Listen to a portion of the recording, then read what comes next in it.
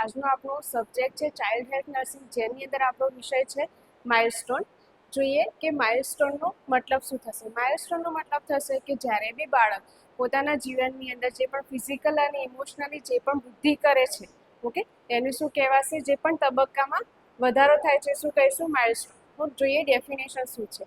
Developmental milestone are physical or behavioral sign of development in infant and children. એટલે કે infant અને children.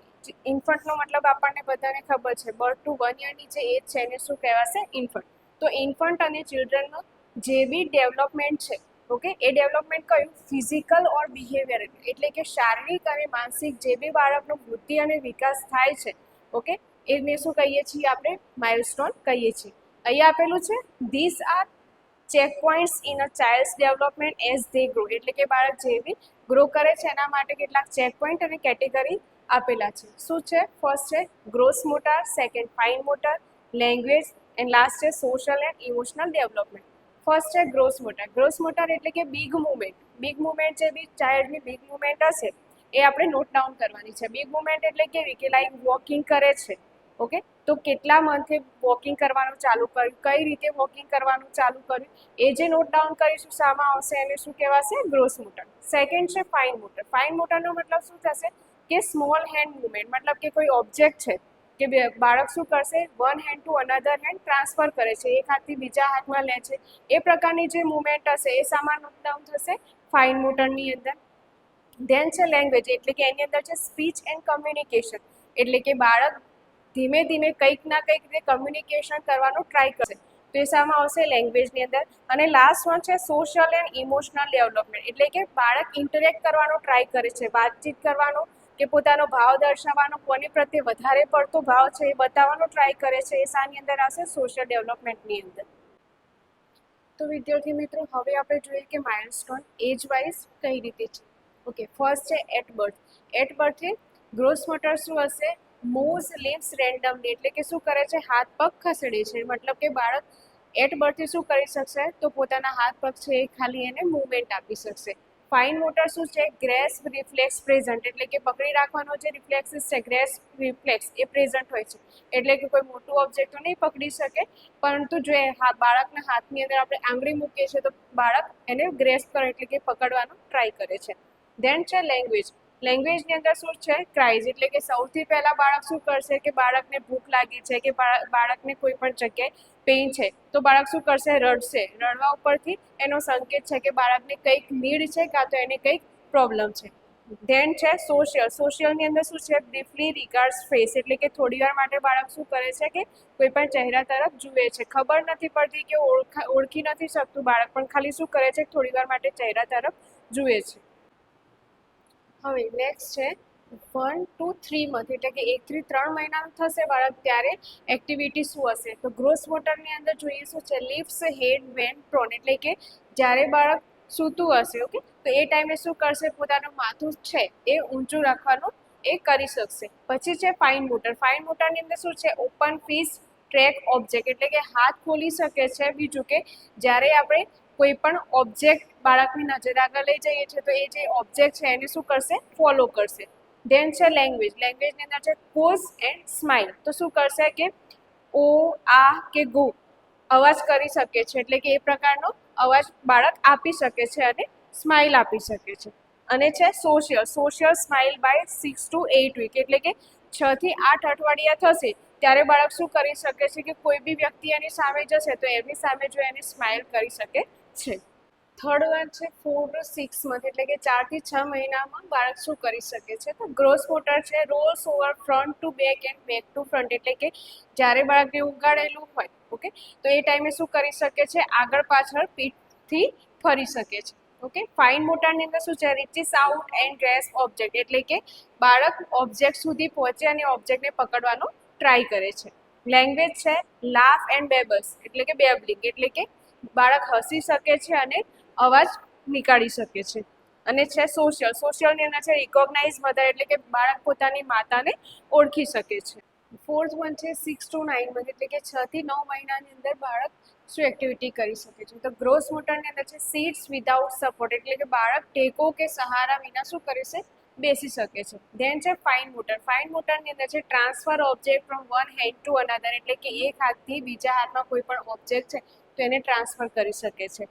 લેંગ્વેજની અંદર છે સેસ, મમ્મા, દાદા, પણ નોન સ્પેસિફાઈડ, એટલે કે મમ્મી, પપ્પા, દાદા આ પ્રકારના શબ્દો બોલી શકે છે, પણ બાળકને ખબર નથી કે મમ્મીનો મતલબ શું થશે. દાદા બોલું છું તો દાદા કોને કહેવાય, મમ્મી બોલું છું તો મમ્મી કોને કહેવાય, એ કોઈ શબ્દનો મતલબ ખબર નહીં હોય, પરંતુ એ ખાલી બોલી શકે છે.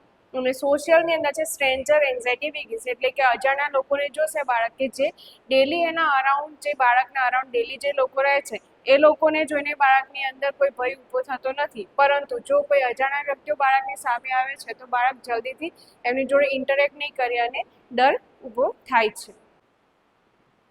હવે નેક્સ્ટ છે 9 to 12 મંથ, એટલે કે 9 થી 12 મહિનાનું થશે બાળક ત્યારે કઈ એક્ટિવિટી કરી શકે છે. તો ગ્રોસ મોટરની અંદર છે pose to stand and stay cruising, એટલે કે સપોર્ટ લઈને બાળક ઊભું થઈ શકે છે અને ચાલવાનો ટ્રાય કરશે. લાઈક કે કોઈ ચેર પડી છે તો ચેરનો જે સપોર્ટ છે એ લઈ અને બાળક ઊભું થશે અને ચાલવાનો ટ્રાય કરશે. ધેન છે ફાઇન મોટર. તો pincer grasps with thumbs and finger, એટલે કે અંગૂઠા અને આંગળી વડે કોઈ પણ નાની વસ્તુને પકડવાનો ટ્રાય કરે છે, લાઈક ધીસ. ધેન છે language. Says 1 to 2 words with meaning, એટલે કે આગળ શું હતું કે બાળક મિનિંગ વગર કોઈ બી એક બે મમ્મી કે દાદા બોલી શકતું હતું, પણ એની અંદર શું હતું કે બાળકને મિનિંગ ખબર નહોતી કે હું દાદા બોલીશ તો દાદા કોને કહેવાય. આની અંદર શું છે 9 to 12 મંથની અંદર કે જ્યારે સેઝ 1 to 2 વર્ડ્સ, એટલે કે 1 થી 2 વર્ષ બોલશે બાળક, ત્યારે શું થશે કે બાળકને મિનિંગ ખબર છે કે હું મમ્મી બોલું છું તો મમ્મી કોને કહેવાય, હું દાદા બોલું છું તો દાદા કોને કહેવાય. ધેન છે સોશિયલ, એટલે કે waves, bye bye and claps, એટલે કે ટાટા કરી શકે છે અને તાળી વગાડી શકે છે. નેક્સ્ટ છે 12 to 18 મંથ, એટલે કે 1 યરથી 6 મંથ સુધીનું જે બાળક છે એની એક્ટિવિટી શું હશે. તો ગ્રોસ મોટરની અંદર છે વોક્સ ઇન્ડિપેન્ડન્ટ, એટલે કે સ્વતંત્ર રીતે.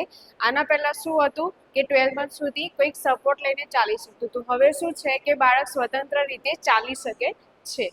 ફાઇન મોટરને છે build A tower of a 2 blocks, એટલે કે રમકડા જે આવે છે એ રમકડાથી 2 બ્લોક્સથી ટાવર બનાવી શકે છે. લેંગ્વેજની અંદર છે સ્પીક 10 to 20 વર્ડ્સ, એટલે કે 10 થી 20 શબ્દો બાળક બોલી શકે છે. સોશિયલની અંદર છે stars parallel play. Stars parallel પ્લેનો મતલબ શું થશે કે બાળક અન્ય જે બી બાળકો છે એની સાથે તો રમે છે, પણ શું કરશે કે જે બાળકો રમતા હશે એની આજુબાજુ જ પણ એ અલગથી પણ પોતાની રમત રમે છે. તો ગ્રોસ મોટર શું છે runs, climbs and stairs with help, એટલે કે બાળક દોડી શકે છે અને સહારા વડે, મતલબ કે સપોર્ટ વડે સીડીઓ ચડી શકે છે. એના પછી છે ફાઇન મોટર. ફાઇન મોટરની અંદર શું છે turns, pages and stacks 4 to 6 blocks, એટલે કે પેજ જે આવે છે એને પલટી શકે છે અને 4 to 6 બ્લોક્સ જે હોય, જેમ રમકડાના 1 થી 2 બ્લોક બનાવી શકતું હતું બાળક હવે 4 થી 6 બ્લોક ગોઠવી શકે છે. એના પછી લેંગ્વેજની અંદર છે મેક્સ 2 to 3 વર્ડ સેન્ટેન્સ, એટલે કે 2 થી 3 શબ્દોના જે બી વાક્ય હશે એ બની શકે છે. લાઈક કે આ શું છે, મને આપો, આ પ્રકારના જે વાક્યો છે એ બાળક બોલી શકે છે. અને લાસ્ટ છે સોશિયલ. એની અંદર ટેમ્પર ટેન્ટ્રમ બિગિન્સ, એટલે કે ગુસ્સાવાળું વર્તન બતાવી શકે છે. લાઈક કે બાળકને કંઈ નથી ગમતું તે એના હાવભાવ પરથી બતાવી શકે છે. લાઈક ગુસ્સો કરશે, ફેશિયલ એક્સપ્રેશન એ પ્રકારના કરશે કે એના પરથી ખબર પડે છે કે બાળકને ગુસ્સો આવે છે.